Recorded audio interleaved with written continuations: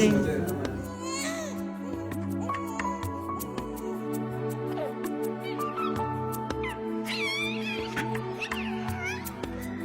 Bizning Ismoil Baby tug'ruq markazimizda birinchi erkatoy o'g'il chaqalog'imiz dunyoga keldi.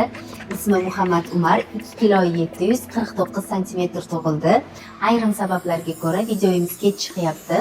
Sizlarni kutib qolamiz. Ish vaqtimiz 24 ga yetdi.